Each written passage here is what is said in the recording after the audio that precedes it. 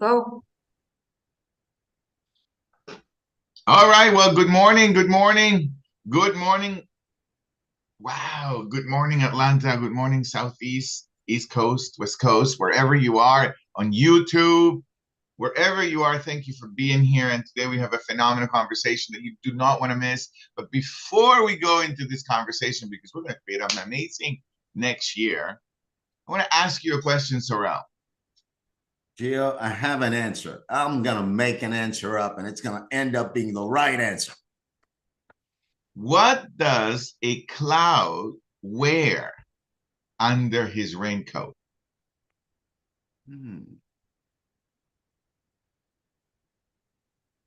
Powder.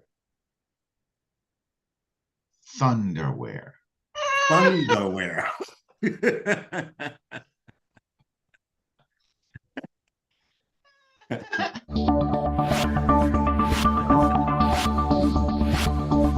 It's terrible.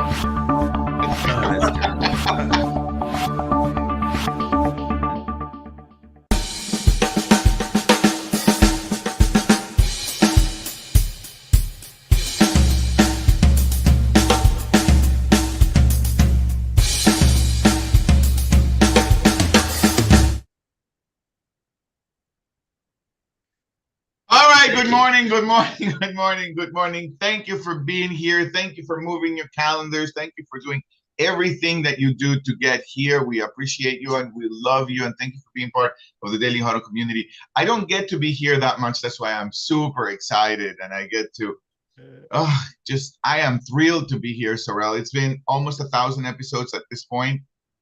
972 today, Gio. 972 episodes and an incredible and a beautiful community.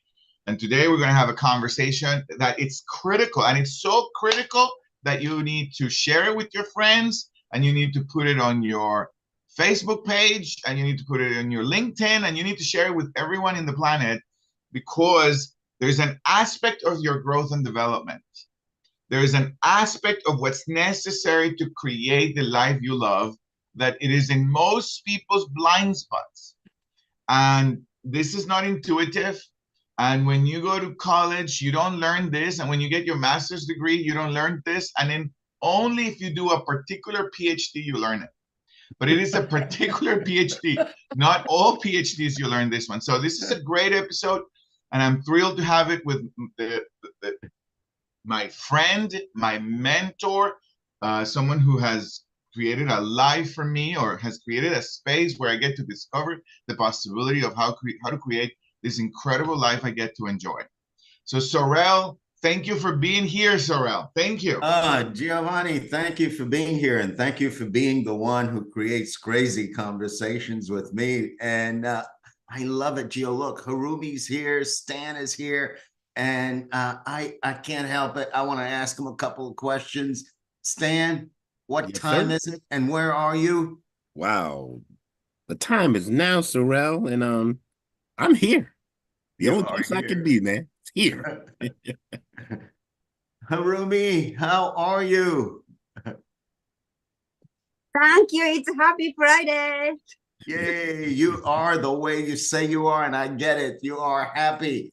And Gio, in this conversation, I mean, would you say that everyone always wants to be in a space where they're producing extraordinary results in their lives? Yes, yes. And so today's question, folks, is how to complete your year and create an extraordinary 2024. So what's needed for that? And Gio and I love to say, unless you're never creating the extraordinary, you're always repeating the past, whether good or bad.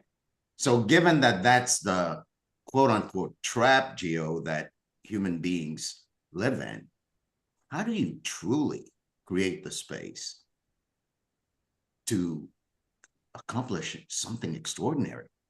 Because really, when I look at my entire life, there were times when I had really good grades in school. And then I'd look back and say, okay, I studied hard here. I did this there. I did this there. You know what? My parents really love it when I get good grades. So I'm going to repeat that effort and do exactly the same thing and get good grades. And then there was the time when I had a bad grade, Gio. I've never told you the story. And, and the way it was in my grade school in Haiti, if you get a bad grade, depending on the day, your parents would come to the school, whoop you in front of the class, give you a whipping in front of the class for having a bad grade, and hope you never have bad grades again. Well, I didn't want that to happen to me, so I took my notes, like I took the report card and I forged my father's signature. You too? And then I returned it to school, and man, things were good. But you know what? I was there. I said, you know what? I will never, ever get a bad grade again. And how I did that, there was nothing extraordinary about that. I just studied harder and made sure I didn't get bad grades. So I'm seeing for myself that whether it's something good, like a success, or something bad, like a failure, I'm wired to say, you know what? If it's good, I'm going to make sure I repeat it. If it's bad, I'm going to make sure I don't repeat it. So when I'm looking at 2023, and I imagine a lot of people are looking at 2023, they may be looking at this year the same way. I'm going to work really hard to repeat the things that went well. And I'm going to do exactly what I need to do to avoid the things that didn't go so well.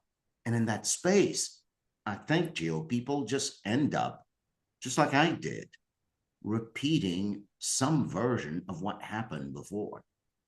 And that never really creates the space for something extraordinary. What are your thoughts on the matter? Yes, thank you, Saurel, for kicking the conversation that way. So I'm gonna wrap up what I heard from what you were saying. Yes. Yeah. And so we all, everyone who's here and whoever listens to this later, we're all looking to create an extraordinary year next year. I mean, who doesn't want to create an amazing year next year, right? Come on. I want to go on vacations, and I want to go to Aruba, and I want to go to great places, and I want to have a pina colada, and I want to have a margarita, or whatever it is that you drink, your favorite drink, right? And I want to be with the people I love. And I got to create a space for that. There are two spaces I got to create: time. And if I'm working all the time, I can't do it. And also the money that makes the space for that. And also the health. Because I don't want to go to Aruba if I'm really sick, right? So the health for it, right? And also I want to be there with great relationships, right? I want to be in a good space with the people I love, right? I don't want to be, I don't know if this ever happened to you, Saurel, where you are in one of the best places in the world feeling lonely and down, right? So we want to create this extraordinary life for 2024. And what I heard you were saying is that there's a particular blind spot in those of us who are performers, who want extraordinary results. And that is that we look at our past. We look at 2023 and we look for things that didn't go well, so I don't do them. And then we look for things that did go well, and so that I do them again. But what I heard you were saying is that that will leave me really constrained at creating 2024 very similar to 2023, is what I heard you were saying. Yeah. And most of us want to create a shift, a paradigm shift, a breakthrough, a new level for the opportunity that life is for 2024. So I don't quite want to create 2024 the way 2023 was, even though it could have been great. Maybe for some of us, it was a great year. So how do I create a 2024? How do I complete 2023 in a powerful way that gives an option, unlimited options for 2024? And that's where we're at right now. Yeah. And Gio, something that just popped up for me as you were speaking is that a better 2023 in 2024 is not extraordinary. It's just more of the same. Mm-hmm, mm-hmm. So more of the same isn't what we're pointing to when we talk about having an extraordinary year. Different is not what we're talking about either. We're actually talking about how could you give yourself the opportunity to create something really new, really extraordinary, something that surprises you even. Mm-hmm. Yes, yes. And so here we go. So we're going to give you the keys to the Ferrari, right? So here we go. Now, this isn't what we're going to create here is in most people's blind spots. And if it's not in your blind spot, if you are already doing it, I know you're enjoying a great quality of life. But if you haven't done it yet, and this kind of makes sense conceptually, we really invite you to do it, like really do it every week if you can. In our company, we do it every week. But now we want to do it for this year. This conversation is to complete 2023. And so here's the invitation. You want me to go ahead and do it, Saurel? Yeah. Okay. So here's the invitation. As you look at 2023, you're going to look at your failures, your disappointments, as much as you're going to look at your triumphs and your success. You're going to remember, you're going to go through the memory lane, right, to the movie of your 2023 life. And you're going to look for those failures and you're going to look for disappointments and you're going to write them down. Because we want to take the significance out of those failures and those disappointments. You want to take the significance out. Now, you've got to write them down because you got to transfer the, if you will, the stored energy that you carry around a failure or the stored energy that you carry around a disappointment. And you want to give yourself to write them down. And then, say how you feel and write down how it make you feel and, all the emotions wrapped up around a failure and a disappointment. Now, you can't hide anything. This is a letter for yourself. There's nothing to prove, right? There's nothing to prove. There's nothing that you gotta share with somebody. It's a letter with yourself about your failures and your disappointment, and you go all out. But you don't stop there. You also create a space to write down all your success and all your triumphs. But I mean like the things that made you the happiest in the world. Like you achieved a milestone of your life that you thought it was impossible.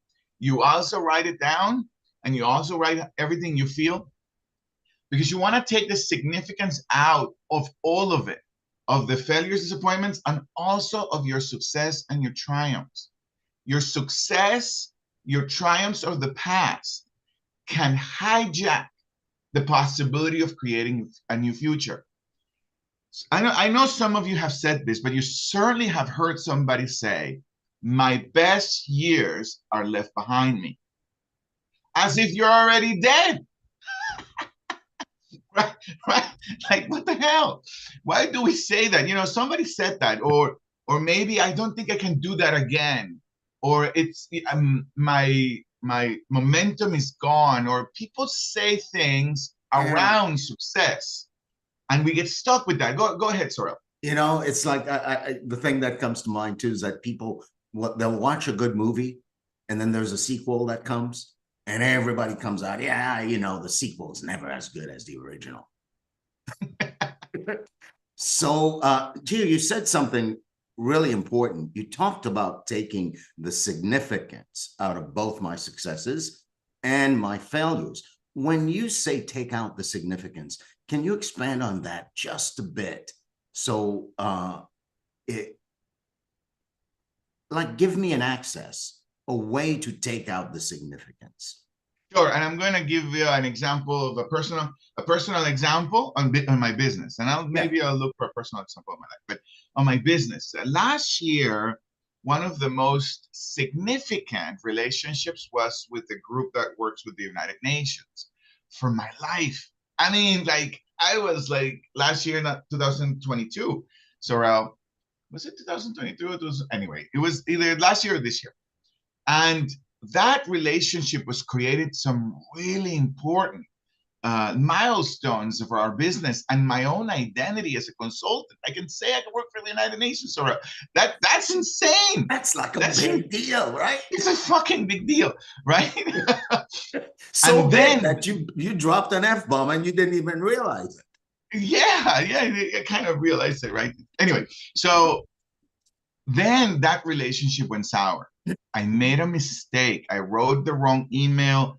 I didn't manage that relationship well, and we no longer have a professional relationship with them. Not a bad relationship, but just no longer co-creating. And that was really significant for me. Like I was like, oh my God, what did I do? This was a good relationship. And I felt it was a disappointment. It was a failure for me. Now, was it just two people talking and they didn't really align on something? That's all it ever happened. Two people talking didn't align. But my story, the way I interpreted the events, was big failure of my life. So it's about taking the significance out of everything. And everything. And, this thing, this inner voice, this thing, and people call it identity, or they call it ego, or the mechanical aspect of human beings, this constant story. It creates significance out of conversations, out of little things. Basically, if I succeed, I make it mean something about me. Like I'm good, I'm smart, I'm successful. And then I try to stay that way because I don't want to lose that because it's me. Mm-hmm. Or if I fail, I say, oh my God, what did I do? How could have I done that? That was so stupid. I'm so stupid. And it's as if that's me, right? So the significance I hear you pointing to is that whatever it is, whether it's a success or failure, I create meaning around it about me. So what we're encouraging people to do in this conversation is to actually list all your failures, list all your disappointments, list all your successes, list all your major triumphs, and how you felt. Yes, yeah. And how you felt. And write them down exactly how you felt, the ecstasies and the lows. Yeah. So that you can have them somewhere in a piece of paper and you can say to yourself, I am complete with that. Boom. I am complete with that. And then, Saurel, I invite all of us, all of you, then to burn that paper. Yeah. Burn it. Not like a significance, so if it's never going to happen again. No, it's to just, it's a gift to the universe. All your emotions, just burn that paper and let it all go so that you can have your year be complete. You have a white canvas for next year. Go ahead, Saurel. A blank canvas upon which you can now say things and make plans that are not designed to fix what didn't work this year, and make plans that are not designed to create bigger and better with what did succeed. And you could say something new. Now, Gio, have you experienced saying something new before? Like, yes, creating the new year. Give us a piece of that. Well, there's this aspect, Saurel, that happens magical in the context of completing the past that way, just creating a white canvas, Saurel. And most of my goals, Saurel, that matter to me, I have been able to achieve them beyond my own belief on myself. So most people set goals based on what they believe they can do. And the way they set goals is a version of what has happened in the past, like you were saying. Yeah. So by completing the past, if you will, this way, or completing one's year this way, I'm able to allow my imagination to be triggered. I think there is a quote from Albert Einstein. What is it called? Imagination is more important than knowledge, I think it says. Robin knows it. Robin has his hand up, by the way. Robin knows it. And so then I start looking at the possibility of my life, the contribution, the legacy I would like my life to be about. And then I start saying things in the context of goals. It's like, oh, I would like at least 10 more people to lead my courses. 10 more people to lead my courses. So I've got to train them. And that looks, for me, for some people, it's like, oh, that's no big deal. But for me, it's like a beyond my dreams. And so from saying something like that, it allows for us to create an advanced transformation program where we have 25 people right now, currently being trained to lead the possibility of our leadership courses. Now, I couldn't say that before because I was constrained on my failures and my triumphs of the past. So this is in the context of goals, Saurel. Now, there is a context of life satisfaction that things I've never said before, but I'm going to stop there, Saurel. Yeah, let's stop there and let's take questions, because, and we'll open it up for questions with this, right? The goal one gets to set, the goal you set, the goal we set when we're complete, are the kinds of goals that demand that the person I am today grows and transforms in some way that I don't know. It's like, oh my God, the very saying of the goal demands that I am someone else as opposed to a better version of myself. Mm-hmm. So, all right, Robin. Morning, gentlemen. Good morning, my friend. Gio, what I wanted to say when I first put my hand up was that this is very similar to how I raised my children. And I wish as adults, and I see what you're saying, I understand that when you don't have any limiting beliefs pre-existing, the sky's the limit. There is no limit, right? So I would tell my children, look, you see how a car goes down the road and it has this internal combustion engine.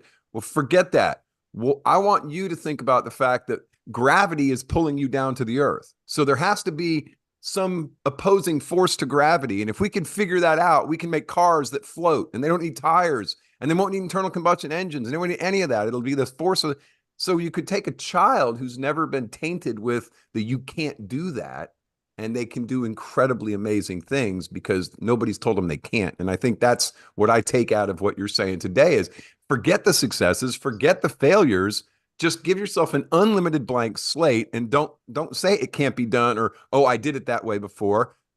There's a new way and there's unlimited possibilities. So give yourself that chance. That's what I take out of this. Yeah, Robin, I want to add something. That's precisely what we're pointing to.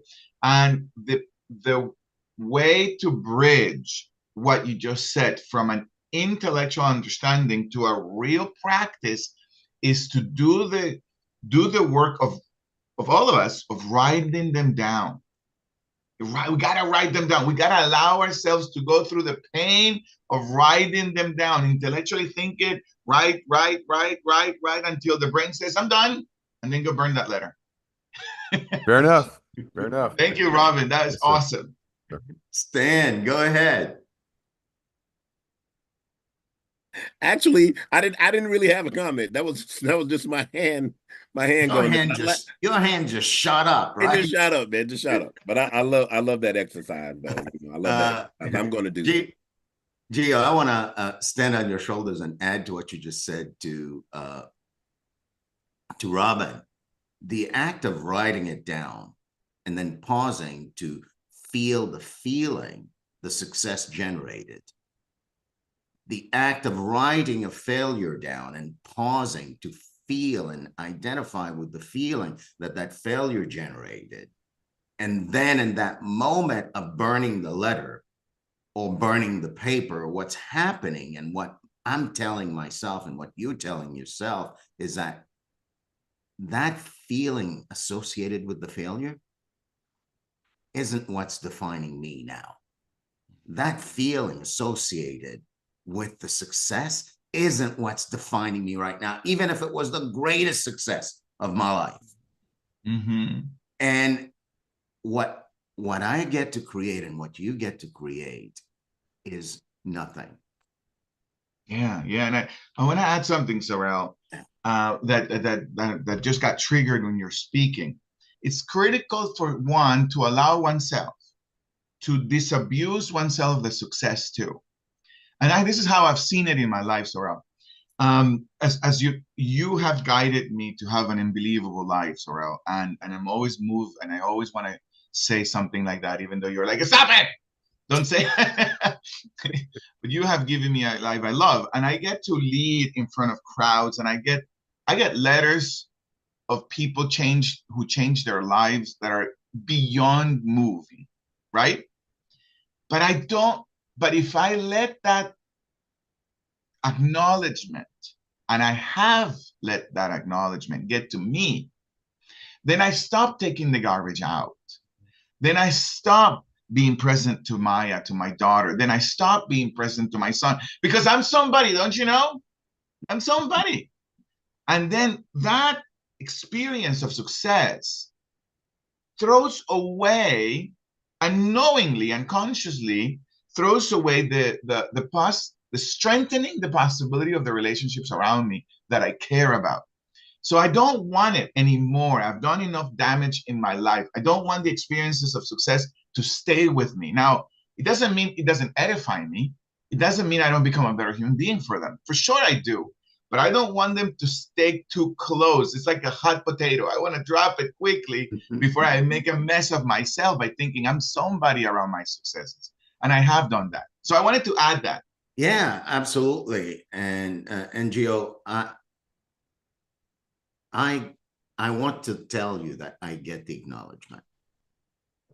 You know, when you say the life you live is a life that I've participated in creating, it leaves me touched and moved. And the life I get to live through the contribution that I have been is immense. So I want to acknowledge all the people in your life and all the people in my life this holiday season for being people who listen the way they listen to give you the life that they give you and to give me the life that they give me. So thank you for that. And it's about, there are about 2 minutes left, and I'd love to say this, Gio. You mentioned that on our team, we do this practice on a weekly basis. And no joke, at 10 a.m. today, our team will gather and everybody's going to take a turn. And it looks something like this. Gio and myself will go, okay, what do you want to celebrate? What do you want to complete this week? And somebody's going to open her mouth or his mouth and talk about a major success or a major failure and really get connected in an authentic way to the feeling that's there with the celebration or the feeling that's there with the failure or the disappointment. And then at the end of it, the person says, and I'm complete. Like the I'm complete statement is like a declaration. The declaration being in the face of what I'm feeling as a human being. I'm declaring this success or this failure or this disappointment done. And inside that declaration, the blank canvas, the wide open space gets created. And in that wide open space, I can say something new, something that demands that this human being continues to transform. And we do that every single week. And in between each person, Gio or Liz play DJ and they play some exciting music. And sometimes the exciting music is there to accompany the tears of one of us or all of us inside of a success that moves us, or failure or disappointment, or relationship that's not going so well. So we're inviting you to practice. If you don't do it weekly, that's okay. But practice as often as you can so that instead of repeating the past, you can be living a new, invented, created life. Gio, what do you want to say to end, brother? Saurel, thank you for acknowledging the team and including the team and our weekly practice. It's just moving to be present to them right now and how much we love them, how much I love them. So let's complete this today. look, I want to say this. I don't know if you guys celebrate Christmas or if you celebrate the holidays or whatever you celebrate. We would like to ask you to create a celebration of your life. Thank you for being part of this family. And man, I mean, it's such a big deal. You have contributed, all of you in your listening and in your speaking have contributed immensely in my life. As a result of my tradition, of my lifetime tradition, I celebrate Christmas. So I want to really wish you a beautiful Christmas and an amazing holiday, whatever you do. I love you. I love you so much. Thank you for being part of the family. We're going to see you next week so we can celebrate the next year too. And I can tell you I love you again. So here are the 7 tenets, 8 tenets to have a great, radical, renegade life. Make sure you share them with your family on these holidays. And the first one is love. Love beyond reasoning. Love those who you hate. Love those who voted differently from you. Love those who have broken your heart. Love those who currently do it. Love. Stress less. There's only one life. This is it. There's nothing beyond this, really. I've been looking. But I don't know. Maybe there is, but who cares? Stress less. There's only one life. Eat more plant-based. Get closer to the trees. Hug the trees. Eat the trees. Eat more plant-based. Smile. Exaggerate. Make a big exaggeration of your laughter. It will help with your wrinkles and you don't have to do Botox. It's like a lot of money for that shit. Laugh, stretch your muscles, right? Sleep more, 7 hours, at least 7 hours. Saurel says 8, I say 7. Some people say, but sleep, really sleep. Move every day. What do we mean by move? Walk in the morning, walk after lunch, 10 minutes each. Walk every day. Walk, and make sure, and always make sure to give. Give everything away. Give your jealousy away. Give your love away. Give your resentment away. Give some money away. Give. And of course, check yourself. Check your assumptions before you come into conclusions. I love you. Have a great rest of the week. I'll see you on Monday. Bye-bye. Happy Feliz holidays. Navidad, Geo. Feliz Navidad. Merry Christmas, happy holidays. Feliz Navidad, Rashida. Love you guys. Love you.